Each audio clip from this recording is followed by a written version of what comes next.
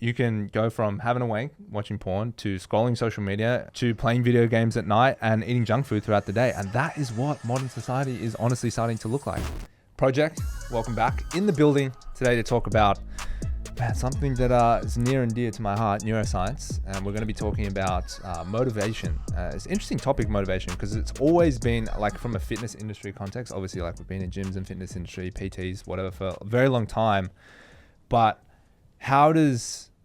what is motivation? Like what is the science behind motivation? I think that's important to understand, because if you don't understand motivation, if you don't really know what it is, then I think you just rely on willpower, which I think is actually separate to motivation. Like willpower it's like a finite resource, and you can only have so much per day. There's things that take away from it, decision fatigue, loads of different things that happen in your life that can affect that. And that can actually, be perceived as, oh, well, I'm not motivated to train. It's actually not true. Motivation comes from dopamine. So basically, to kind of, I think it's a good place to start, kind of overlay the science of how this whole thing works from a neurochemical perspective. We're not neuroscientists, but we are nerds when it comes to learning this stuff. And the best way to understand it is dopamine is like they say, it's like the pleasure chemical, right? But basically what it is, it's your brain rewarding you. It's releasing dopamine for doing certain behaviors so that you get this good sensation, this good addictive feeling. Like when you do anything that releases dopamine, your brain says, do more of that.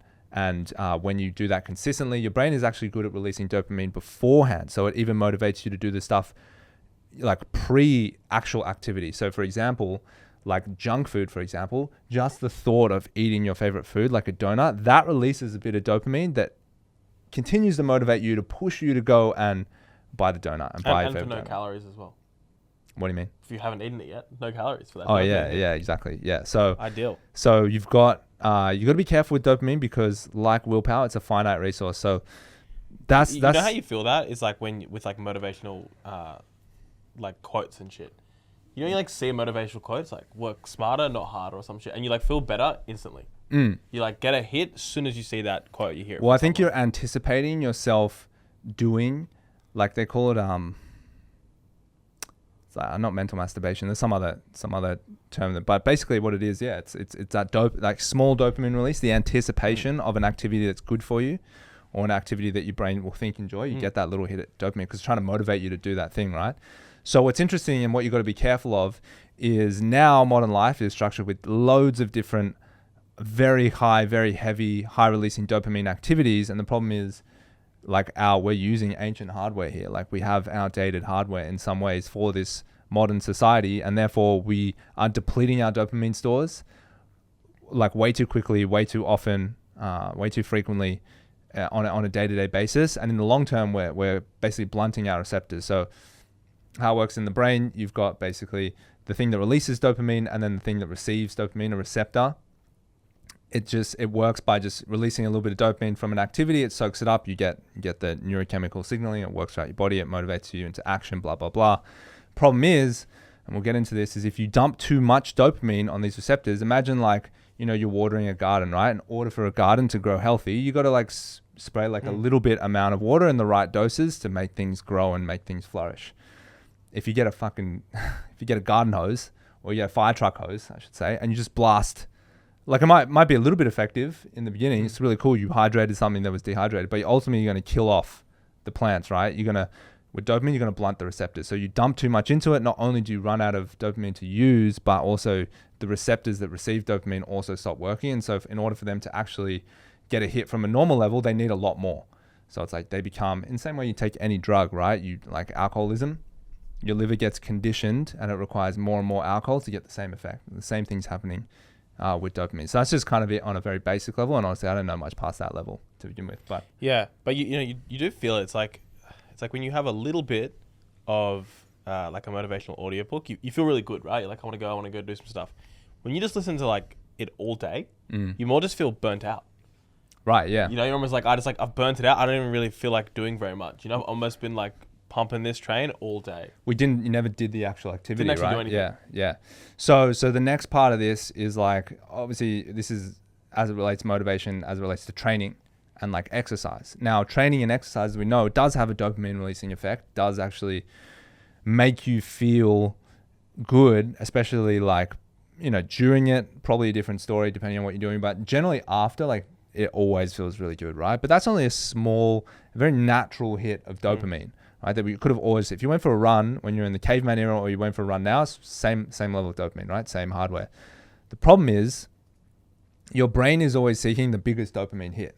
And when it starts to learn there are bigger dopamine hits out there, it's going to be like, well, why would I go for a run when I can play video games? And because video games is easier and more accessible, it's a bigger dopamine hit. Your brain's going to motivate you and send more dopamine towards that activity of playing video games, which is why it can feel unmotivating to train.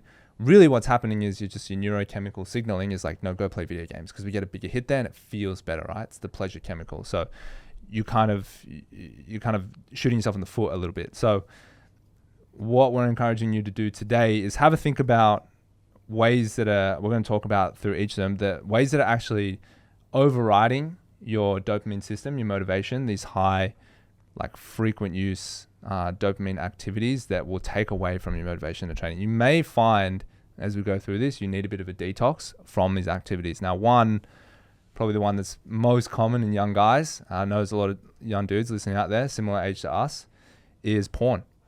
Porn is like one of the highest, Andrew Huberman, who's like a neuroscientist at Stanford, porn is like one of the highest concerns that he has with modern society because of how much it depletes dopamine and how quickly it depletes dopamine. So frequent porn use, definitely, it's obviously different for everyone. People get different levels of dopamine hits. It's kind of interesting, right? Because porn is very strong, whereas something like getting like a dopamine hit from your phone, you can get far more often. Yeah. Probably not as strong, just checking your texts, checking your Instagram as it is watching porn, obviously. Yeah. But you can get it far more frequently.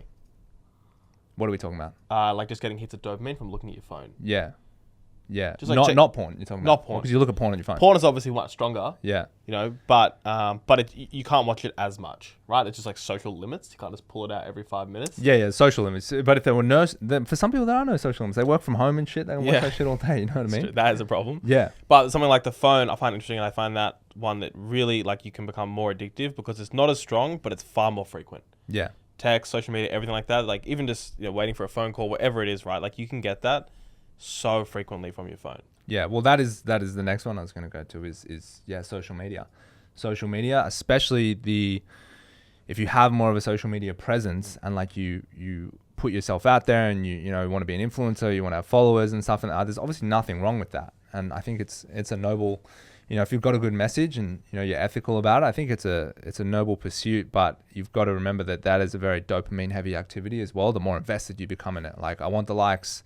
I want to look at the pictures and the videos, especially something like TikTok, right? Which is super entertainment heavy and you're flicking through constantly and it's got these like really catchy videos. It's really short. That's just like dopamine hit. And so the problem is if you don't balance these two activities on your phone, if you wake up in the morning and you watch porn and then you go and scroll social media for an hour, think about how much dopamine you've actually cleared out of your system. You don't have much left to motivate you to do other things, right? You don't have a lot to do this little bit of extra work and to hustle that little bit extra to go and do the workout that you should do to, go and be productive and clean the house or something like that and do some life admin, some personal admin. So all these activities, they feel like they become so much harder. You feel like, why am I not motivated anymore to go to work? Why am I not motivated anymore to, go and work out? It's because you've got 100 units of dopamine at the start of the day and you go and use 80. Straight off the bat, right? That's where it gets really dangerous, and then obviously you've used it on shit. Nothing, right? Like stuff that makes you feel shit. Yeah, you've achieved nothing. So you got to be like really careful when it really affects your motivation to train. And obviously, like training is essential. It's like for your health, it's for your longevity, it's for your confidence, for loads of different factors, obviously. And so the next thing that also ties into this is junk food. Junk food is like a super high reward, super dopamine heavy activity. The area most people can point to listening to this, watching this, is when they go and they finish dinner. And what's the first thing they want? They want like ice cream. They want chocolate. They want something sweet because that's traditionally when they've had those things. And so the dopamine's like, it's this time of day, right? Because your body works in these 24-hour cycles. It knows when it's coming. It's this time of day. We've just had this type of meal and now it's time for this hit. And immediately you get motivated to pull out your phone, go on an app, order something sweet, go down to the shops, order something sweet because that dopamine is it's trying to reward that behavior because it wants the pleasure, wants the anticipation. So eating a lot of junk food can also be a way to start tapping some of your dopamine stores. And this is like we're talking like chocolate and ice cream and sweets and pastries and that sort of stuff. The good shit. Yeah, all the delicious shit. The high sugar stuff, right? It's the super dopamine heavy activity. And even the junk food like McDonald's, stuff like that, right? That's tying into it also. So, I mean, these are a bunch of activities that you've got to consider. And then really the last one that you probably need to go over is video games. We touched on it briefly, but I think potentially this might be the worst, right? Because the problem with video games is that they've actually, like, obviously porn is designed, well, we know the purpose of porn, but is it as intentional as something like a video game? Like, are they creating... Porn also does come to an end. That's what I mean. Like, are they actually of course they're designing it in a way to be appealing, but are they designing it in a way to be like, level up here, level up here, reward for this activity? Not really, right? It's not interactive. Whereas video games takes it to that next level where it's immersive, right? Where it goes, I'm a level 3 mage. I want to be a level 5 mage. I want to be a level 17 mage. And you want to build and build. Yeah, you get achievement. Right. And you kill this thing and this little flick comes up and this XP and this thing. And look, I played a shitload of video games in my time. I know I've been there. I've been heavily addicted to video games. Like, I remember I started lifting at the same time that I got heavily into playing Halo, and they conflicted. Which one was better for your physique? Definitely Halo. But if I played too much Halo in the day, I had no energy, no motivation left because I had tapped my dopamine for 8 hours straight to go and train. Like, training felt really hard. I just did training at the start because it was easier. But that's probably proves my point that you've got more dopamine, you've got more willpower at the start of the day. You use it, train, feel good. And then actually I found if I did train, I did a bit less video games as well. I didn't like crave it as much. So video games is important, but I'm saying this to someone and they're listening to it and they're thinking, what if you do all 4? Yeah. That's when it gets fucked up because you can, right? First thing in the day, you can do all 4. You can go from having a wank, watching porn, to scrolling social media in between just your day-to-day activities, to playing video games at night and eating junk food throughout the day. And that is what modern society is honestly starting to look like. And video games don't just have to be on a console or a computer. People playing video games on their phone all the time, right? You are depleting one of the most important neurochemicals and you're training it to get released for activities that don't actually make you a better person, right? In the context of this, if you're watching this, if you're listening to this, we're trying to do this because we're trying to get healthy and fit, right? That's going to immediately conflict with dopamine activities, but natural levels, right? A workout is a normal level of dopamine here to reward you, to be like, hey, that was good. Like, keep doing that. Obviously it takes a while to get into that cycle, but if you've been doing it for long enough, you know, and you feel and you expect the benefits. Your body expects the benefits of training, which is why when you don't train, you get a little bit of a withdrawal, right? Because we've been training for so long, over a decade, you get that small withdrawal when you don't train, where you're like, oh, I crave training. I feel down. I feel depleted. Yeah, and it feels even better when you get it. Right. And that's exactly what's happening with people that play video games, right? When they take a break, they're like, oh, I'm craving it. I need it. It's just they need that dopamine hit, right? It's the same with social media. Oh, I got to look at my phone. I feel like I've been deprived of it. They get it. Oh, they get that hit of dopamine. And look, you're still going to use these things. I think it's not like we're not saying don't use these things. These things aren't evil. These things are going to be with us for the rest of our life. But how can you actually like manage these things and have a healthy relationship with them? I think the most important thing you need to do is recognize one important factor, which is like kind of the first part in change, which is this awareness piece, is that if you're doing something and you have this moment where you're doing it and you're thinking to yourself, I'm not enjoying this. Why am I doing this? I can't stop myself doing this. Then you've become addicted and then you've completely tapped your dopamine. So like dopamine's a reward chemical, right? So you should feel good when you're doing it.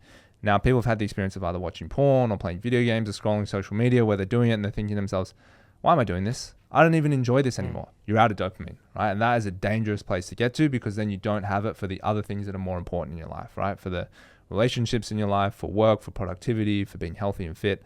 So you've got to be careful. You've got to watch those levels. And if you're noticing that's how you're doing it, you're just like now doing it completely out of compulsion. You're doing it completely out of habit. And it's something that you need to break. And really the only way to break that is you need to cut back. You need to cut back dramatically. So, I mean, I got some strategies, but like what are the things that you would suggest here, Raf? Well, it totally depends, I think, on what you're doing, right? And how strong the addiction is. I think there's some personalities which go for the, like, I'll do less personality. For me, it's like more of a cold turkey one works way better. Yeah. And then it's like all those things, right? Like the drive is strong for a very short period of time, and then it's very weak after that. / non-existence once it's been even a short period of time. Yeah, I think identifying, I don't think you can go after all of them at once, although that would be really good and like help replenish your dopamine and help, heal some of the receptors. But I would definitely spend some time off social media. That seems to be a big one. Video games is a big one. I think that you really just have to identify what is worse for you. What is the one you're spending the most time on? How can I cut back? Is it deleting the app? Is it just spending less time on my phone? Is it I try and bring in pretty strict barriers. I'm like, okay, at 8 o'clock, I'm not only going to use my phone to like stream stuff onto the TV. I'm not going to like answer messages. I'm not going to do that. And I think you get so much into the habit of you have to check. I have to be on top of these things. I have to do these things. Some things can wait to the next day. So I think you'll notice a big difference in your life. I think you notice a big difference in your motivation, in your vitality and your energy. You will start enjoying things more in your life that are just small things, right? If you find that you're not like getting the same enjoyment and fulfillment out of just like little things in your day that you got used to, maybe, I don't know, playing with your dog, right? Or I don't know, playing with your kid, or hanging out with your partner, or going for a nice meal. If those things start to feel empty, or you're just out of dopamine, right?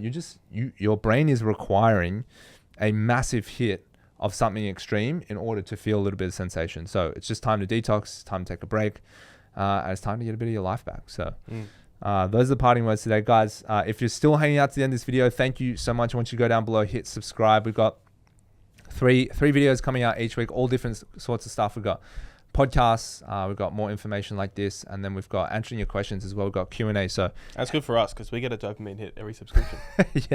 yeah, but not too many. Actually, no, let's see how much we can handle. So yeah, go below, hit the like button, drop us a comment if you thought it was interesting, maybe you agree or disagree, maybe you think we've got some of the science wrong. We'd love to hear it. But thank you for tuning in, and Project, we'll speak to you next week.